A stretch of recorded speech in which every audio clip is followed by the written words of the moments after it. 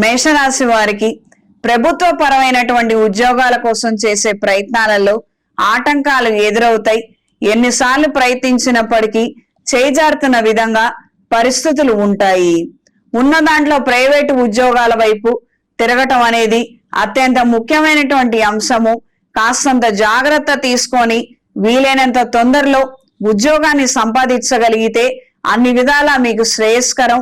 ఈ విషయాన్ని గ్రహించి మెలగండి. వస్తున్న అవకాశాలను మాత్రం చేజార్చుకోవద్దు. రుణ సంబంధమైనటువంటి సమస్యల నుండి బయటపడడానికి గాను మీరు తీసుకునే నిర్ణయాలు అంతంత మాత్రంగానే ఉంటాయి. మీరు ఎంతో కష్టపడి నిర్ణయం తీసుకొని చేపట్టినటువంటి ఒక కార్యక్రమం, దాని ద్వారా రావాల్సినటువంటి ధనం సకాలంలో పూర్తి స్థాయిలో మీకు అందనందువలన ఈ రుణ బాధల నుండి ప్రస్తుత పరిస్థితులరీత్యా బయటపడలేని విధంగా ఉంటుంది. ఆరోగ్య విషయంలో ఖచ్చితమైన జాగ్రత్తలు అవసరం. లంగ్స్ కు సంబంధించి, బ్లాడర్ కి సంబంధించినటువంటి విషయాలలో తగు జాగ్రత్తలు వెంటనే తీసుకోవటం అనేది అత్యవసరము. స్త్రీలకు ఈ వారం నూతన ఉద్యోగ అవకాశాలు, ప్రాజెక్టుల అవకాశాలను అందుకోగలుగుతారు. వ్యాపార విస్తరణ కోసం చేసే ప్రయత్నాలు అంతంత మాత్రంగానే ఉంటాయి.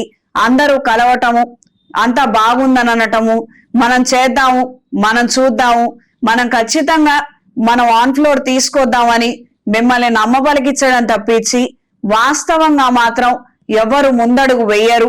ఇదిగో అదుగో అని తిప్పించుకునే పద్ధతులు, విధానాలలోనే ఉంటుంది. ఈ వ్యక్తులకు మాత్రం ఖచ్చితంగా దూరంగా ఉండండి. వీళ్ళని నమ్మి ముందుగానే మీ రుణాలను తీసుకొని అట్టడుక్కి వెళ్ళిపోవద్దు. ఏ నిర్ణయం అయినా కూడా 1-4 సార్లు ఆలోచించుకొని మంచిగా ముందడుగు వేయండి. 10 రోజులు ఆలస్యమైనంత మాత్రాన ఏ ఇబ్బంది లేదు. కానీ కంగారు పడి మాత్రం నిర్ణయాలు తీసుకుంటే ఇబ్బందులు పాలవ్వాల్సి వస్తుంది.